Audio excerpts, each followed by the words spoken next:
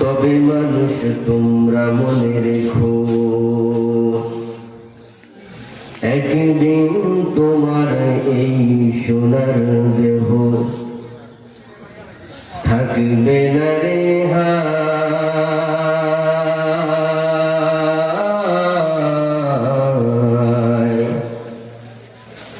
মাটির দেহ মাটির সাথে মিশবে রে ধুলায়। তুমি মানুষ মারা গেলে তোমার ছেলে কাঁদবে, মেয়েও কাঁদবে, কেঁদে বলবে বাপ। তবুও মানুষ তোমার বুকে দিবে রে মাটির চাপ। কেবা হলো দিবস রাজি দক্ষিণা হিমেল বায়ু, কোথা থেকে পেলি রে তুই মানুষ তোর জীবনের আয়ু। কে দিল রে মায়ের মনে জগৎ ভরা মায়া,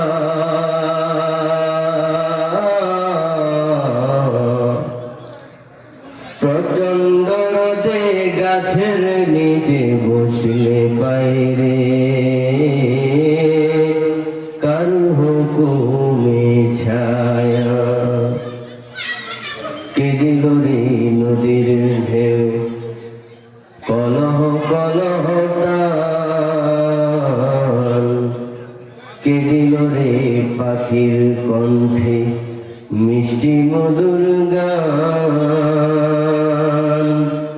চিন্তা করে দেখো মানুষ, এই সবই আমার আল্লাহ তাআলার দান। বলেন সুবহানাল্লাহ। আমার মুসলমান ভাইরা, এ হচ্ছে দুনিয়ার একটা সিস্টেম। জমিনের কোন প্রতাপশালী মানুষ যদি কোন ব্যক্তিকে তার মাথায় হাত রেখে বলে এটা আমার পার্সোনাল মানুষ, তার যেমন ক্ষমতা বেড়ে যায়। বিশ্বজগতের মালিক আল্লাহ রাব্বুল আলামিন যদি বলেন এই ব্যক্তিটা আমার লোক, তাহলে জানতে চাই আল্লাহর লোক যারা, আল্লাহর ওলি যারা, তাদের একটা পাওয়ার আছে না নাই? আল্লাহ যদি বলেন এটা আমার পার্সোনাল লোক, আমার লোক, আমার ঘনিষ্ঠ বান্দা, তাহলে এই আল্লাহর ওলিরও একটা পাওয়ার আছে। আল্লাহর ওলির কেমন পাওয়ার? আল্লাহর ওলির পাওয়ার হচ্ছে আল্লাহ তাআলা বলেন মান আদানি ওয়ালিয়ান ফাকাদ আযানতুহু বিল হারব। জমিনের মধ্যে যে মানুষগুলা আমার ওলির সাথে দুশমনী রাখবে, শত্রুতা পোষণ করবে, আমি তার বিরুদ্ধে যুদ্ধের ঘোষণা দিয়ে দিলাম। আল্লাহু আকবার বলেন। ওলির পাওয়ার, ওলির পাওয়ার। আল্লাহ বলেন আমার বান্দার সাথে, আমার ওলির সাথে কেউ যদি বেয়াদবি করে, আমি ওর বিরুদ্ধে যুদ্ধের ঘোষণা দিই না। এইটার কথা হলো আল্লাহ যার বিরুদ্ধে যুদ্ধের ঘোষণা দেন, তার সাথে যুদ্ধ করার জন্য আল্লাহ তাআলা কি আসমান থেকে বাহিনী পাঠাবেন? আল্লাহ কি বাহিনী পাঠাবেন? তাহলে এই ব্যক্তির সাথে যুদ্ধটা কিভাবে? আল্লাহ তাআলা ক্ষমতা দেন। কাদেরে কুদরত তু দারিক হর জায়গাহি আকুনি, মুর্দারা তু জান বখশি জিন্দারা ভি জাগুনি, মুর্দারা তু জান বখশি জিন্দারা ভি জাগুনি। আল্লাহ মরাকে বাঁচাই, বাঁচাকে মারে, অস্তিত্বহীনকে অস্তিত্ব দান করেন। এটা কার পাওয়ার? আল্লাহর পাওয়ার। তো আল্লাহ তাআলা যুদ্ধ করার জন্য খুব বড় বড় ধূপ কামান পাঠানোর প্রয়োজন পড়ে না। আল্লাহ তাআলা যার বিরুদ্ধে, আল্লাহ তাআলা যার ব্যাপারে নারাজ হয়ে যায়, ওই রকম লক্ষ কোটি কোটি মানুষকে এক মশার বাহিনী দিয়ে ধ্বংস করা আল্লাহর জন্য এটা যথেষ্ট হয়ে যায়। বলেন সুবহানাল্লাহ।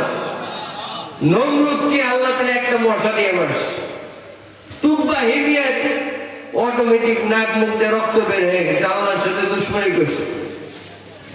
আমার মুসলমান ভাইয়েরা, আল্লাহর ওলির সাথে দুশমনি করার জন্য, আল্লাহ ওয়ালার সাথে দুশমনি করার জন্য কিয়ামতের পূর্ব মুহূর্তে একটা দল আসবে। কাবা ঘরটাকে ধ্বংস করে দেওয়ার জন্য একটা দল আসবে। আল্লাহর নবী বলেন যেই দলটা কাবা ঘরকে ধ্বংস করার জন্য আসবে, বিশ্বজগতের মালিক আল্লাহ রাব্বুল আলামিন ওই দলের প্রথম থেকে নিয়ে শেষ পর্যন্ত গোটা দলকে জমিনের নিচে দাফন করে দিবেন। সুবহানাল্লাহ। এইবার সাহাবায়ে কেরাম জিজ্ঞেস করলেন, ইয়া রাসূলুল্লাহ, ইয়া হাবিবাল্লাহ, জমিনের যে দলটাকে আল্লাহ রাব্বুল আলামিন জমিনের নিচে ধসায় দিলেন, এরা তো কাবা ঘর ধ্বংস করার জন্য এসেছিল। এখানে কত মানুষ এমন আছে যে মানুষগুলা কাবা ঘর ধ্বংস করার জন্য আসে নাই, আল্লাহর ওলির বিরুদ্ধে যুদ্ধ করার জন্য আসে নাই, বরং অনেক মানুষ এমন আছে যারা হজ পালন করার জন্য এসেছিল। আবার অনেক মানুষ এমন আছে যারা উমরা পালন করার জন্য এসেছিল। আবার অনেক নারী পুরুষ এমন আছে যারা ব্যবসার উদ্দেশ্যে এসেছিল। আল্লাহর নবী সাহাবাদের জবাব দিয়ে দিলেন। সাহাবায়ে কেরামকে ডাক দিয়ে বলে, আমার সাহাবায়ে কেরাম শুনো, আল্লাহ তাআলা সত্যিকার অর্থে ওই দলের প্রথম থেকে শেষ পর্যন্ত গোটা দলকে জমিনের নিচে দাফন করে দিবেন, কিন্তু কাল কিয়ামতের কঠিন ময়দানে এই ব্যক্তি যাদের ভিতরে আল্লাহর ভয় ছিল, যারা হজ পালন করার জন্য এসেছিল, উমরা পালন করার জন্য এসেছিল, যারা ঈমানদার ছিল, বিশ্বজগতের মালিক আল্লাহ রাব্বুল আলামিন এদেরকে ঈমানদারের কাতারে দাঁড় করায় দিবে। আর বাকি যারা ছিল এদেরকে আল্লাহ রাব্বুল আলামিন ধ্বংস করে দিবেন। তো আল্লাহর ওলির সাথে, আল্লাহ ওয়ালাদের সাথে দুশমনি রাখলে আল্লাহ রাব্বুল আলামিন তাদেরকে ধ্বংস করে দেন। আর এই আল্লাহর ওলিটা যদি আমি হতে পারি, তাহলে আমার জীবন সফল হয়ে গেল। কথা বলেন ঠিক কিনা? মূলত আজকের এই বিষয়টা আল্লাহ রাব্বুল আলামিন কোরআনের মধ্যে বলেছেন এই কথাটা, ইন্নাহু কানা ফারিকুম মিন ইবাদি, যে আমার ওলি, আমার একনিষ্ঠ বান্দা, আমার ঘনিষ্ঠ বান্দা, ইয়াকুলুনা, তারা বলে রব্বানা আমান্না, তারা বলে হে রব, আপনার উপর ঈমান এনেছি, ফাগফির লানা, আপনি আমাদেরকে মাফ করে দেন, ওয়ারহামনা ওয়া আনতা খায়রুর রাহিমিন, দয়া করুন কারণ আপনি দয়ালু। আল্লাহর দয়া কম না বেশি? সবাই চিল্লায় বলেন না, আল্লাহর দয়া কম না বেশি? আল্লাহর দয়া কেমন বেশি? সকাল থেকে নিয়ে সন্ধ্যা পর্যন্ত মানুষদেরকে আল্লাহ রাব্বুল আলামিন রিজিক দান করেন, আল্লাহর নিয়ামতগুলো আমি আর আপনি ভোগ করি। কিন্তু জমিনের এই মানুষগুলা আল্লাহর সাথে নাফরমানি করে। কথা বলেন ঠিক কিনা? মানুষগুলা আল্লাহর সাথে নাফরমানি করে, গুনার মধ্যে লিপ্ত হয়ে যায়, পাপিষ্ঠ পাপাচারেরা পাপের মধ্যে লিপ্ত হয়ে যায়। আল্লাহ তাআলা কত দয়ালু, বিশ্বজগতের মালিক আল্লাহ রাব্বুল আলামিন প্রতিটা পাপের গুনাহকে আল্লাহ রাব্বুল আলামিন গোপন করে রেখে দিয়েছেন। সুবহানাল্লাহ।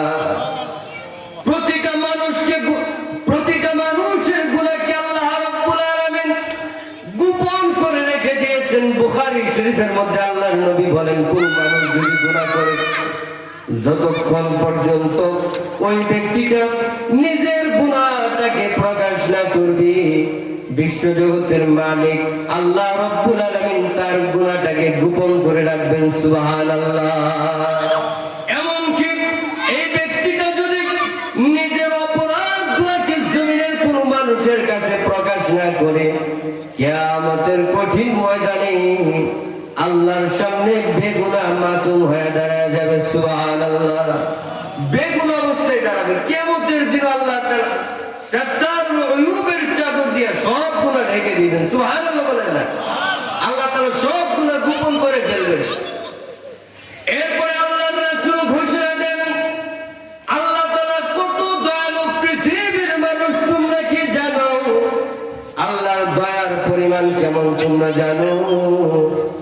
বুখারী শরীফের মধ্যে আসছে, কোন ব্যক্তি যদি এমন অবস্থায় মারা যায় যার জীবনের শুরু থেকে নিয়ে শেষ পর্যন্ত পাপে ভরপুর, গুনাহ আর গুনাহ দিয়ে ভরা, এমন একটা ব্যক্তি যদি আল্লাহর সামনে পাহাড় সম পরিমাণ, আসমান আর জমিন সম পরিমাণ গুনাহ নিয়ে যদি আল্লাহর সামনে দাঁড়ায়, ওই ব্যক্তির আমলনামার মধ্যে সব ধরনের অন্যায় আছে, অপরাধ আছে, কিন্তু একটা মাত্র গুনাহ যদি তার আমলনামার মধ্যে না থাকে। কয়টা গুনাহ? সবাই বলেন কয়টা গুনাহ? একটা মাত্র গুনাহ যদি তার আমলনামার মধ্যে না থাকে, আর রাসূল বলে দিলেন ওই গুনাহটা হলো শিরকের গুনাহ। ওই শিরকের গুনাহটা যদি কোনো ব্যক্তির আমলনামার মধ্যে না থাকে, ব্যক্তি যত বড় পাপী হোক না কেন, বিশ্ব জগতের মালিক আল্লাহ রাব্বুল আলামিন তার জিন্দেগীর সব গুনাহ মাফ করে দিবে। সুবহানাল্লাহ। আসতে হয়ে গেল। সুবহানাল্লাহ। এক ব্যক্তির আমলনামার মধ্যে আসমান আর জমিন পরিমাণ গুনাহ, শুধুমাত্র একটা গুনাহ নাই। কয়টা গুনাহ নাই? কি গুনাহ? গুনার নামটা কি? শিরক। শিরক মুক্ত অবস্থায় ব্যক্তি যত পাপী হোক, এই ব্যক্তির ব্যাপারে আল্লাহর দয়া কতটা বেশি হবে? বিশ্ব জগতের মালিক আল্লাহ বলেন, এই ব্যক্তির সব গুনাহ মাফ করে দিয়া এই ব্যক্তিটাকে আমি জান্নাতের মেহমান বানায় দিব। এই ব্যক্তিটাকে আমি জান্নাতের মেহমান বানাবো। আর রাসূল বলেন, যদি ওই শিরক থাকে, তার আমলনামার মধ্যে যদি একটা শিরক থাকে আর বাকি তার কোনো গুনাহ নাই, শুধু শিরক আছে আর অন্য কোনো গুনাহ নাই, তো আল্লাহ তাআলার হাবিব বলেন, এই ব্যক্তি যত বড় ইবাদত গুজার বান্দা হোক না কেন, আল্লাহ তাআলা তার জন্য জাহান্নামের ফয়সালা করে দিবেন। নাউজুবিল্লাহ বলেন। তাহলে শিরক মুক্ত ঈমান লাগবে। আল্লাহ তাআলা দয়ালু। আল্লাহর দয়া ঈমানদারদের জন্য। আল্লাহর দয়া কাদের জন্য? ঈমানদারের জন্য। আল্লাহ রাব্বুল আলামিন বলে, ইন্নাহু কানা ফারীকুম মিন ইবাদি ইয়াকুলুনা রাব্বানা আমান্না ফাগফির লানা ওয়ারহামনা ওয়া আনতা খায়রুর রাহিমিন। আল্লাহ বলেন, ঈমানদার ব্যক্তি তার ঈমানটা পরিপূর্ণ, আর হচ্ছে যদি কখনো ছোট্ট একটা গুনাহ হয়ে যায় সাথে সাথে আল্লাহর কাছে মাফ চেয়ে নেয়, তাহলে খাঁটি ঈমান আর খাঁটি তওবা কোনো ব্যক্তির যদি থাকে, তাহলে প্রকৃত অর্থে এই ব্যক্তিটা আল্লাহর ওলি। সুবহানাল্লাহ। তো খাঁটি ঈমান শব্দটা তো এক কথাই শেষ, এক কথাই ঈমান শেষ, যে হ্যাঁ আমরা ঈমানদার। ঈমানদার শব্দটা দেখলে মনে হয় খুব ছোট একটা শব্দ। এই শব্দের ওজন কত জানে? আল্লাহর রাসূল বলেন, সাত আসমান সাত জমিনটাকে যদি মিজানের দাড়ি পাল্লার এক পাল্লার মধ্যে রেখে দেওয়া হয়, আরেক পাল্লার মধ্যে যদি ঈমান নামক কালিমাটা রেখে দেওয়া যায়, বিশ্ব জগতের মালিক আল্লাহ বলেন কালিমার ওজন বেশি হয়ে যাবে। কালিমার ওজন কত বেশি? ঈমানের ওজন। দুনিয়ার সব কিছু এক পাশে, ঈমান আর এক পাশে।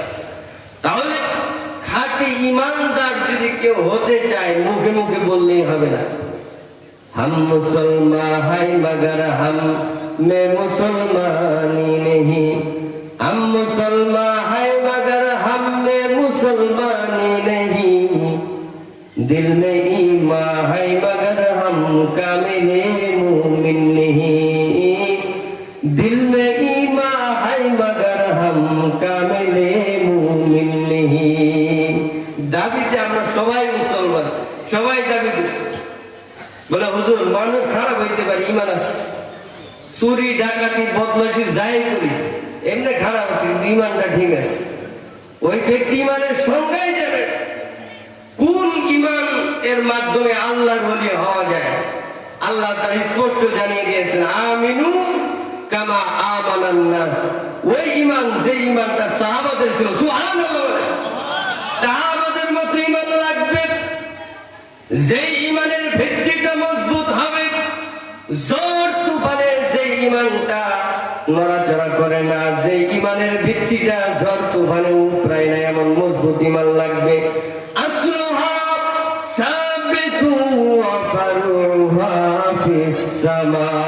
ইমানের ভিত্তিটা হবে মজবুত, উপরায় না। সাহাবাদের ইমান কত মজবুত ছিল, দুনিয়ার সব কিছুর বিনিময়ে যদি কোন বেঈমান কাফের সাহাবাদেরকে প্রস্তাব করতো, তোমার ইমানটা দিয়ে দাও, সাহাবায়ে কেরাম বলতেন, পুরা দুনিয়ার রাজত্ব যদি আমাকে দিয়ে দাও, তবু আমি আমার জবানের ইমানটাও তোমাকে দিতে পারবো না। সুবহানাল্লাহ। হযরত বেলালকে জমিনের মধ্যে শোয়া, উত্তপ্ত মরুভূমির উপরে শোয়া দেওয়া হয়েছে। হযরত বেলাল যাতে করে নড়াচড়া করতে না পারে, এই জন্য বেলালের বুকের উপরে বিশাল আকৃতির একটা পাথর বসায় দেওয়া হয়েছে। এইবার কাফের মুশরিকরা বেলালের উপর জুলুম করে, এক কাফের তাকে আঘাত করে, আঘাতে আঘাতে বেলাল জর্জরিত হয়ে যায়। এদিকে কাফের জুলুম করতে করতে কাফেররাও ক্লান্ত হয়ে যায়, ক্লান্ত হয়ে গেছে। এইবার বলে, বেলাল, এত জুলুম করে কিন্তু তোমার জবানে যে শব্দটা বের হয়, কালিমা লা ইলাহা ইল্লাল্লাহু মুহাম্মাদুর রাসূলুল্লাহ, জবানের মধ্যে যে কালিমা তুমি জারি করে রেখে দিয়েছো, এত আঘাত করে এরপরেও তোমার ইমানটা নিতে পারি না, বরঞ্চ তোমাকে এখন আরো বেশি শাস্তি দিতে হবে। এই জন্য কাফের মুশরিকরা জিহ্বাটা টান দিয়া বের করে দিয়া জিহ্বার মধ্যে পেরাক ঢুকায় দিছে, যাতে করে বেলাল এই জিহ্বা দিয়ে কালিমা পড়তে না পারে। এবার হযরত বেলাল বলে, কাফেররা শুনো, জিহ্বার মধ্যে পেরাক মারছো, দেহটাকে কত বিক্ষত করে দিয়েছো। তোমরা ভাবলে জবানের কালিমা বন্ধ করে দিয়েছি, আর কোথাও কালিমা নাই। না না, বরং আমি আমার ইমানটাকে দিলের ভিতরে গোপন করে রেখে দিয়েছি। আমি আমার ইমানটাকে অন্তরের মধ্যে জারি করে রেখে দিয়েছি। জবান দিয়ে যদি কালিমা উচ্চারণ করতে না পারে, তবুও আমার অন্তরে উচ্চারিত হবে, লা ইলাহা ইল্লাল্লাহু মুহাম্মাদুর রাসূলুল্লাহ। অন্তরের ঈমান, আল্লাহ ওই অন্তরের ঈমানটা, সাহাবাওয়ালা ঈমানটা কেমন? সাহাবাওয়ালা ঈমান লক্ষ কোটি কোটি মানুষের ভিড়ে সাহাবায়ে কেরাম তাদের ঈমানটা মজবুত করে রেখে দিয়েছিলেন। তাদের ঈমানটা কত মজবুত ছিল, পুরো পৃথিবীর শত কোটি কোটি মানুষ যদি তাদেরকে মোকাবেলা করার জন্য আসতো, তবুও সাহাবায়ে কেরামের অন্তর থেকে কালিমা বের করা সম্ভব ছিল না। সুবহানাল্লাহ। আর মুসলমানদের যখন ঈমান মজবুত ছিল, প্রতিটা ধাপে ধাপে মুসলমানদেরকে যিনি বিজয় দান করেছিলেন, চিল্লায় বলেন তিনি কে? মুসলমানদের ঈমান ছিল আর আল্লাহর পক্ষ থেকে বিজয় ছিল। ওয়ালা তাহিনু ওয়ালা তাহজানু ওয়া আনতুমুল আ'লাউনা ইন কুনতুম মুমিনিন। আল্লাহর বিজয়ের সুসংবাদ হচ্ছে ঈমানদারের জন্য। আল্লাহ বলেন, ভয় পেও না, দুশ্চিন্তাগ্রস্ত হয় না, বিজয় তোমাদেরই হবে যদি তোমরা ঈমানদার হতে পারো। সুবহানাল্লাহ। সাহাবাওয়ালা ঈমান লাগবে, আল্লাহর পক্ষ থেকে তাহলে বিজয় আসবে, আল্লাহর ওলি হওয়া যাবে, কিয়ামতের কঠিন ময়দানে আল্লাহর ওলি হয়ে দাঁড়ানো যাবে। সাহাবায়ে কেরামের ঈমানটা কত মজবুত ছিল জানেন? আল্লাহর নবী হযরত মুহাম্মদুর রাসূলুল্লাহ সাল্লাল্লাহু আলাইহি ওয়াসাল্লাম সাহাবাদেরকে ডাকলেন, এ আমার সাহাবায়ে কেরাম শুনো, তোমরা প্রস্তুতি গ্রহণ করো, মুতার প্রান্তরে যুদ্ধ করার জন্য তোমাদেরকে এখনই বের হতে হবে। সাহাবায়ে কেরাম রাসূলের ডাকে মুহূর্তের মধ্যে একত্র হয়ে গেলেন। সাহাবায়ে কেরাম রাসূলকে জিজ্ঞেস করলেন, ইয়া রাসূলুল্লাহ, ইয়া হাবিবাল্লাহ, কোথায় যেতে হবে, কাদের বিরুদ্ধে যুদ্ধ করতে হবে বলেন। আল্লাহর রাসূল জানায় দিলেন, রোমান সৈনিকদের বিরুদ্ধে তোমাদেরকে যুদ্ধ করতে হবে। সংখ্যায় কত হবে বলে, সংখ্যায় ময়দানের মধ্যে 1 লক্ষ বেঈমান কাফের উপস্থিত আছে, আর 1 লক্ষ ডান দিকে উপস্থিত আছে, তারা প্রস্তুতি নিয়ে আছে। আরেকটা দল, তাদের সংখ্যাও 1 লক্ষ, তাদেরকে প্রস্তুত করা হচ্ছে। আর এই 3 লক্ষ কাফের মুশরিকদের বিরুদ্ধে তোমাদের যুদ্ধ করা লাগবে। সুবহানাল্লাহ। 3 লক্ষ কাফেরদের বিরুদ্ধে তোমাদের যুদ্ধ করা লাগবে। সাহাবায়ে কেরাম তারা প্রস্তুত। রাসূল একটা জামাত তৈরি করলেন, একটা কাফেলা তৈরি করলেন। ওই কাফেলার মধ্যে সাহাবাদের সংখ্যা ছিল মাত্র 3000। কয় হাজার? আচ্ছা বলেন দেখি, 3000 মানুষ কখনো কি 3 লক্ষ কাফেরের মোকাবেলা করতে পারে? এটা কি সম্ভব বিষয়? 3000 সাহাবায়ে কেরাম তারা মোকাবেলা করবে 3 লক্ষ। এইবার আল্লাহর রাসূল যুদ্ধের পরিকল্পনা এঁকে দিলেন। আল্লাহর রাসূল সাহাবাদেরকে ডাক দিয়ে বলে, এই যুদ্ধের ময়দানে তোমাদের 1 নাম্বার সেনাপতি হবে যায়েদ বিন হারেসা, যে আমার পালক পুত্র। এই যায়েদ বিন হারেসা যদি শহীদ হয়ে যায়, তাহলে তোমাদের 2 নাম্বার সেনাপতি হলো জাফর বিন আবু তালেব। জাফর বিন আবু তালেব যদি শহীদ হয়ে যায়, তাহলে তোমাদের যুদ্ধের ময়দানে সেনাপতির দায়িত্ব পালন করবে আব্দুল্লাহ ইবনে রাওয়াহা। এই 3 সাহাবা যদি শহীদ হয়ে যায়, পরবর্তীতে মুসলমান যাকে খুশি তাকে সেনাপতি বানায় নেবে। কিন্তু আমি নবী হয়ে এই 3 জনকে সেনাপতির দায়িত্ব দিয়ে দিলাম। আমার মুসলমান ভাইরা বন্ধুগণ, আল্লাহ রাসূল যখন বললেন একজন শহীদ হলে আরেকজন সেনাপতি হবে, সাহাবায়ে কেরামের বুঝতে বাকি হলো না, বিশ্বজগতের মালিক আল্লাহর পক্ষ থেকে যে ওহী, যে বার্তা রাসূলের কাছে আসেন, ওই বার্তাটাই রাসূল আমাদেরকে শোনায় দিয়েছেন। তার মানে হলো জিহাদের ময়দানে আমরা 3 জন ব্যক্তি শহীদ হয়ে যাব। আমরা 3 জনই শহীদ হয়ে যাব। এইবার রাসূল বলে দিলেন, যাও স্ত্রী সন্তানদের কাছ থেকে বিদায় নিয়ে আসো। 3 জন সাহাবার মধ্যে 3 সেনাপতির মধ্যে যায়েদ বিন হারেস রাসূলকে ডাক দিয়ে বলে, ইয়া রাসূলুল্লাহ, শৈশবে আপনার কাছে এসেছি, যখন বুঝতাম কম তখন এসেছি আপনার কাছে। মা বাবার ভালোবাসা সব বিসর্জন দিয়ে ও আল্লাহর নবী আপনার দরবারের খাদেম হয়েছি। আমি আপনাকে বাবা বানিয়েছি, হযরতে আয়েশা আমার মা। সুতরাং আপনি যে সিদ্ধান্তটা জানালেন, আমার মা ঘর থেকে আপনার সিদ্ধান্ত শুনেছে। সুতরাং আপনার কাছ থেকে এবং আমার মার কাছ থেকে অনুমতি আর দেখা করার কোনো প্রয়োজন নাই। সুবহানাল্লাহ। যেমন মা তো শুনেই ফেলছে, এখন আর আমার দেখা করার প্রয়োজন নাই, এখন আমি সরাসরি যুদ্ধের ময়দানে চলে। জাফর বিন আবু তালেব চলে গেলেন স্ত্রীর কাছে। এইবার স্ত্রীকে ডাক দিয়ে বলেন, প্রিয়তমা স্ত্রী আমার, জনমের মতো বিদায় নেওয়ার জন্য আসছি। আল্লাহর রাসূল বলেছেন, জিহাদের ময়দানে আমাকে সেনাপতির দায়িত্ব পালন করতে হবে। তার মানে হচ্ছে আমার আগেও একজন সেনাপতি আছে, আমার পরেও একজন সেনাপতি আছে।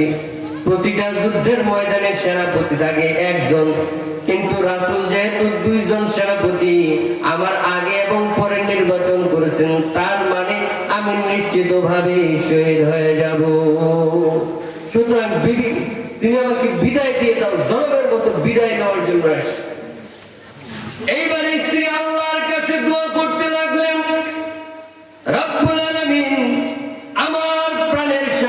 জাফর বিন আবু তালেবকে গাজী বানাইয়া আমার ঘরের মধ্যে ফিরাইয়া দিয়েন। জাফর বিন আবু তালেব তার স্ত্রীকে ডাক দিয়ে বলে, স্ত্রী শোনো, তরবারির উল্টা পিঠ দিয়ে আঘাত করলে যেমন মানুষ মারা যায় না, মানুষের পা কাটে না, হাত কাটে না, অনুরূপ ভাবে আজকের এই দিনে যদি তুমি উল্টা দোয়া করো, তোমার এই উল্টা দোয়া আল্লাহর কাছে কবুল হবে না। কারণ আল্লাহর নবী বলে দিয়েছেন, জিহাদের ময়দানে আমি যদি শহীদ হয়ে যাই, তাহলে আমার পরে আব্দুল্লাহ ইবনে রাওহা যুদ্ধের ময়দানে সেনাপতির দায়িত্ব পালন করবে। তার মানে হচ্ছে আমি আল্লাহর রাস্তায় নিশ্চিত শহীদ হয়ে যাব। সুবহানাল্লাহ। এইবার জাফর বিন আবু তালেব তার স্ত্রীকে বললেন, স্ত্রী বিদায় দিয়ে দাও, সন্তানগুলো তোমার কাছে রেখে গেলাম, এই সন্তানগুলাকে আল্লাহর রাস্তার জন্য প্রস্তুত করিও, ইমানদার বানাও। আমি আল্লাহর রাস্তায় যুদ্ধের ময়দানে শহীদ হওয়ার জন্য জনমের মতো বিদায় নিয়ে চলে গেলাম।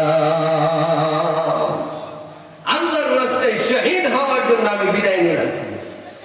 এইবার স্ত্রীর সন্তানগুলো হাউমাউ করে কান্না করে, পিছন থেকে স্ত্রী ডাকে, পিছন থেকে সন্তানগুলা আব্বা আব্বা বলে জাফর বিন আবু তালেবকে ডাকে।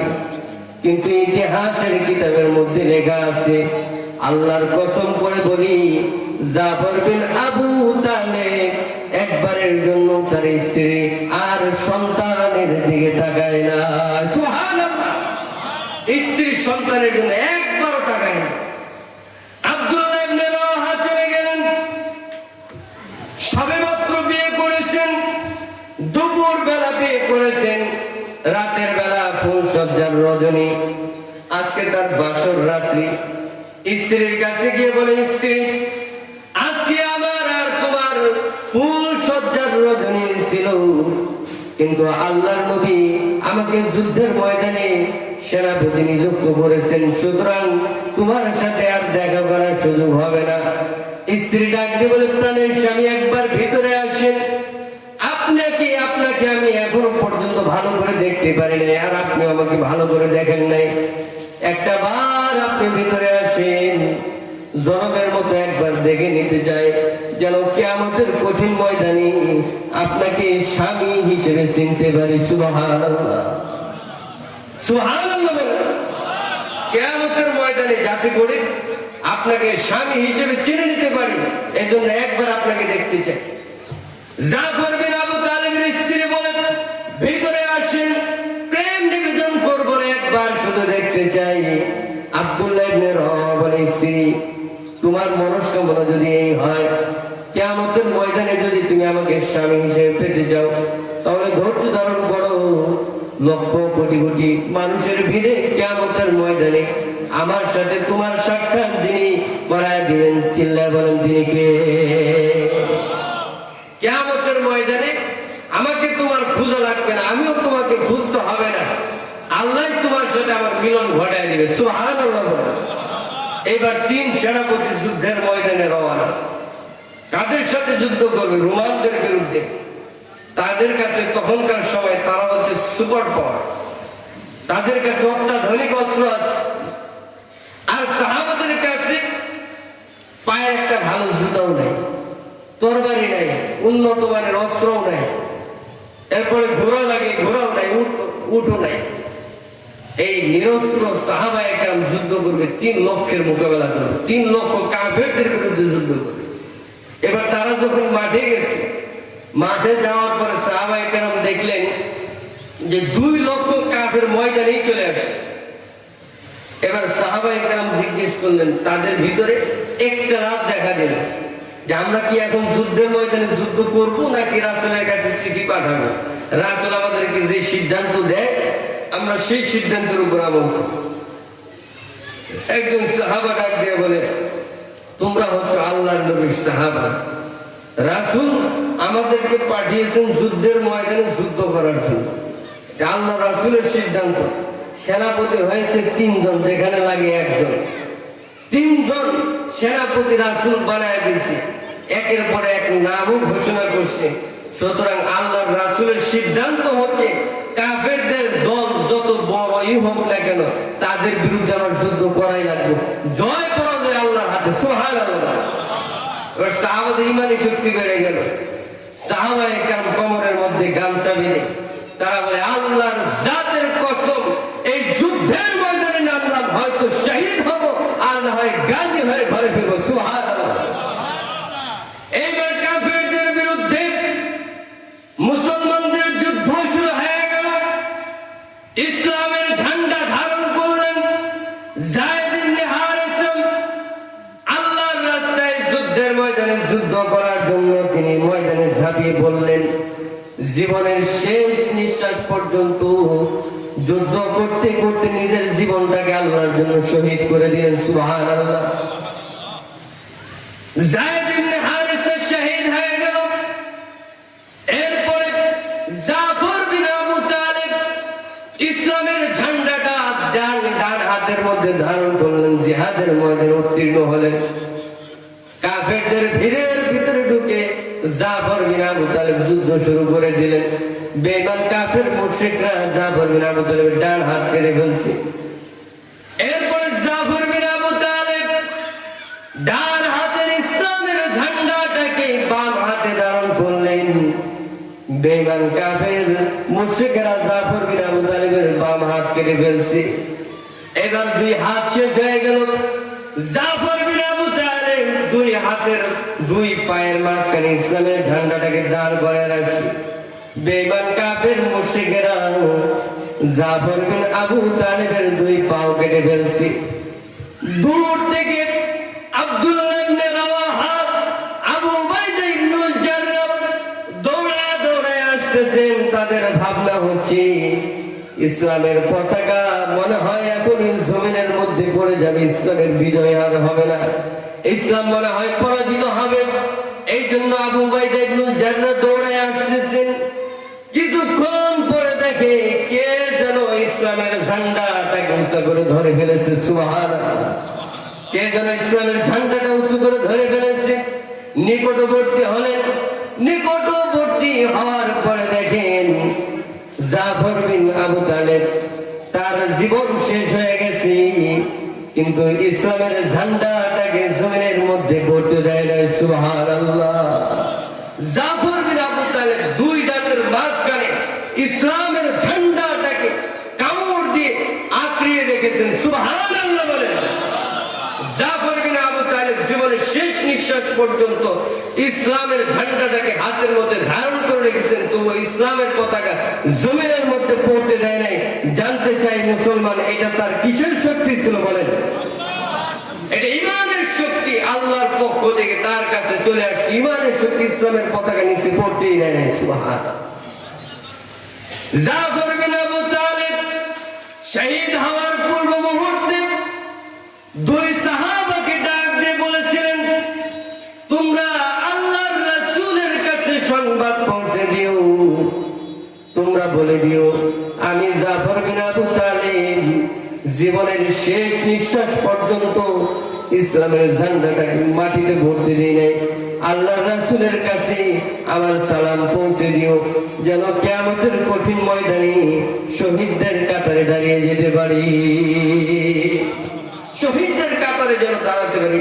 দোয়া করতে বলি। এইবার রাতের অন্ধকারে আবু উবাইদা ইবনুল জাররাহ ঘুমিয়ে আছেন। ঘুমের ঘরে স্বপ্ন দেখেন জাফর বিন আবু তালিব জান্নাতের মধ্যে আল্লাহর তৈরি ফেরেশতাদের সাথে আসমানে উড়ে বেড়ায়। সুবহানাল্লাহ। আবু উবাইদা ইবনুল জাররাহ জাফর বিন আবু তালিবকে জিজ্ঞেস করলেন, ভাই তুমি শহীদ হলে, তোমার সাথে অবশ্যই আল্লাহর সাক্ষাৎ হয়েছে, জানতে চাই বিশ্ব জগতের মালিক আল্লাহ তোমার সাথে কেমন আচরণ করেছে? জাফর বিন আবু তালিব বলে, আমি যখন শহীদ হয়ে আল্লাহর সাথে সাক্ষাৎ করার জন্য আসছি, বিশ্ব জগতের মালিক আল্লাহ রাব্বুল আলামিন বিনা হিসেবে আমাদের জান্নাতে ঢুকায় দিয়েছে, এবং আমি আল্লাহর কাছে আবেদন করেছি, রব্বুল আলামিন আরেকবার আমাকে জীবন দিয়ে দেন, যেন দুনিয়ার জমিনে গিয়ে আপনার দেওয়া এই জীবনটাকে আমি আল্লাহর জন্য আরো একবার শহীদ করে দিতে পারি। সুবহানাল্লাহ। আপনার দেওয়া এই জীবনটাকে আমি আবার উৎসর্গ করে দিতেছি। আল্লাহর রাসূল বলেন, আমার দিলের তামান্না হচ্ছে আমি আল্লাহর রাস্তায় শহীদ হই, আবার জীবিত হই, আবার শহীদ হই, আবার জীবিত হই। এরকম হাজারটা জীবন যদি আল্লাহ রাব্বুল আলামিন আমাকে দান করতেন, সবগুলা জীবন আমি আল্লাহর রাস্তায় শহীদ করে দেওয়ার জন্য প্রস্তুত ছিলাম। সুবহানাল্লাহ বলেন। সাহাবাদের ঈমানের শক্তি, জাফর বিন আবু তালিব শহীদ হয়ে গেলেন, ইসলামের ঝান্ডাটাকে ধারণ করলেন আব্দুল্লাহ ইবনে রাওয়াহা। আব্দুল্লাহ ইবনে রাওয়াহা জিহাদের ময়দানে উত্তীর্ণ হলেন, তিনিও শহীদ হয়ে গেলেন। এই তিনজন আল্লাহর নবীর প্রিয় সাহাবী জিহাদের ময়দানে যুদ্ধ করতে করতে শহীদ হয়ে গেলেন। চতুর্থ নম্বরে আসলেন খালিদ বিন ওয়ালিদ, যিনি মুসলমান হওয়ার আগেও কখনো পরাজিত হয় নাই এবং মুসলমান হওয়ার পরেও কখনো পরাজিত হয় নাই। এই খালিদ বিন ওয়ালিদ কিছু কৌশল অবলম্বন করলেন। এরপরে এই কৌশলের ভিত্তিতে এই খালিদ বিন ওয়ালিদ 3 লক্ষ কাফেরের মোকাবেলা করেছেন এবং আল্লাহ রাব্বুল আলামিন মুসলমানদেরকে বিজয় দান করেছেন। সুবহানাল্লাহ। এই যে বেঈমান কাফের মুশরিকদের বিরুদ্ধে মুসলমানদের যে বিজয়টা দান করলেন, কিসের ভিত্তিতে জানতে চাই মুসলমান? ঈমানের ভিত্তিতে। কিসের ভিত্তিতে? ঈমানের ভিত্তিতে। ঈমান লাগবে, মজবুত ঈমান। আর অল্প সময়ের মধ্যে আমি আমার পয়েন্টের কয়েকটা কথা শিরোনাম আকারে বলেই শেষ করে দিয়ে যাব। ঈমান হচ্ছে 3 জিনিসের নাম। কয় জিনিসের নাম? 3 জিনিসের নাম হচ্ছে ঈমান। 1 নম্বর হচ্ছে ইকরার বিল লিসান, 2 নম্বর হচ্ছে তাসদীক বিল জানান, 3 নম্বর হচ্ছে আমালুম বিল জাওয়ারি।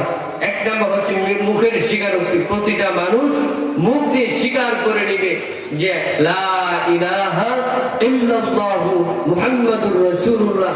প্রতিটা মানুষ তার মুখ দিয়ে এই কথার স্বীকৃতি দিবে যে আল্লাহ ছাড়া আর কোনো মাবুদ নাই, আল্লাহ আমাদের রব, তিনি আমাদের সৃষ্টিকর্তা, আল্লাহ ছাড়া আর কারো ইবাদত করা যাবে না। সুবহানাল্লাহ বলেন। মানুষ তার জবান দিয়ে যখন সবচেয়ে সত্য কথাটা স্বীকার করে নেবে, তখন এই ব্যক্তি আর কখনো মিথ্যা কথা বলতে পারবে না। যেই জবান দিয়ে কালিমা উচ্চারিত হবে, এই জবান দিয়ে আর কখনো গীবত শিকায়ত করতে পারবে না। যেই জবান দিয়ে কালিমা উচ্চারিত হবে, এই জবান দিয়ে কখনো চুগলখুরি করতে পারবে না, কাউকে গালিগালাজ করতে পারবে। একদিন আবু যর গিফারি রাদিয়াল্লাহু তাআলা হযরত বেলালকে গালি দিলেন, ইয়া ইবনে সাউদা। এই কালিলার করে কালিলা। বেলাল কালো ছিলেন, এই জন্য জাফর বিন আবু তালিব বেলালকে গালি দিলেন, ইয়া ইবনে সাউদা। হযরত বেলাল রাসূলের কাছে আসলেন, ইয়া রাসূলুল্লাহ, আবু যর গিফারি আমাকে গালি দিয়েছে। আর আল্লাহর রাসূল আবু যর গিফারিকে ডাক দিলেন, আবু যর, তুমি যে বেলালকে গালি দিলে, তুমি কি জানো বেলাল কতটা কষ্ট পেয়েছে? বেলালের দেহ আর চেহারা যদিও কালা, কিন্তু বেলালের দিলটাকে আল্লাহ রাব্বুল আলামিন সাদা বানিয়ে সৃষ্টি করেছেন। সুবহানাল্লাহ। তুমি দেখো বেলালের দিল কালা না, বেলালের দেহটা কালা হতে পারে, কিন্তু বেলালের দিলটা বড় সাদা। তুমি যে বেলালকে কষ্ট দিলে, আল্লাহ যদি চান তাহলে এক বেলালের অন্তরের ব্যথা দেওয়ার কারণে আল্লাহ তাআলা তোমাকে জাহান্নামে দিতে পারে। এবার জাফর বিন আবু যর গিফারি বেলালকে বললেন, ভাই তোমাকে গালি দিয়েছি, মাফ করে দাও। বুখারী শরীফের হাদিস। বেলাল বলে, ভাই তুমি মাফ চেয়েছো, এই জন্য তোমাকে আমি মাফ করে দিলাম। এইবার বেলাল বলে, ভাই তোমার প্রতি আমার কোনো কষ্ট নাই। হযরতে বেলাল রাদিয়াল্লাহু তাআলা আনহু হযরতে আবু যর গিফারিকে বুকের মধ্যে টান দিয়ে জড়ায় ধরলেন। আবু যর গিফারি বলে, না ভাই, এইভাবে মাফ করলে হবে না, আমি নিজেকে আরো লাঞ্ছিত করতে চাই, অপদস্থ করতে চাই, মাফ করে দিলে কাজ হবে না। বেলাল, তোমার পাও দিয়া আমার মুখের মধ্যে একটা লাথি যতক্ষণ পর্যন্ত না দিবে, ততক্ষণ পর্যন্ত আমি এই জমিন থেকে মাথা উঠাবো না। হযরত বেলালকে কসম দিয়ে বললেন, ভাই গালের মধ্যে লাথি দাও। যেহেতু হযরত আবু যর গিফারি কসম করে ফেলেছিলেন। এই জন্য হযরতে বেলাল আবু যর গিফারীর গালের মধ্যে পা দিয়ে হালকা একটু টাচ করে দিলেন আর বলে দিলেন, আবু যর, জরবের মতো তোমাকে মাফ করে দিয়েছি, কাল কিয়ামতের কঠিন ময়দানে তোমার ব্যাপারে কোনো দাবি আমার থাকবে না। সুবহানাল্লাহ। গালি দিলে এই মুখের হেফাজত হয় না। রাসূল বলেন, মাইয়াজমান লি মা বাইনা রিজলাইহি ওয়া মা বাইনা লিহইয়াইহি আজমান লাহুল জান্নাহ। যে ব্যক্তি দুইটা জিনিসের জিম্মাদারি নেবে, এক নাম্বার জবানের জিম্মাদারি, দুই নাম্বার দুই পায়ের মাঝখানে লজ্জাস্থানের জিম্মাদারি যে নেবে, আল্লাহ রাসূল বলে দিলেন কাল কিয়ামতের কঠিন ময়দানে আমি এই ব্যক্তির জান্নাতের জিম্মাদার হয়ে যাব। সুবহানাল্লাহ। জবানটাকে হেফাজত করতে হবে। দুই নাম্বার তাসদীক বিল জানান, অন্তরের ঈমানটাকে মজবুত করতে হবে। আমানতু বিল্লাহ ওয়া মালাইকাতিহি ওয়া কুতুবিহি ওয়া রুসুলিহি ওয়াল ইয়াউমিল আখির ওয়াল কদরি খাইরিহি ওয়া শাররিহি মিনাল্লাহি তাআলা ওয়াল বা'সি বা'দাল মাউত। সাতটা বিষয়ের উপর ঈমান যখন মজবুত হয়ে যাবে, তখন এই অন্তরের ঈমানের সাথে আরো চারটা জিনিস সম্পৃক্ত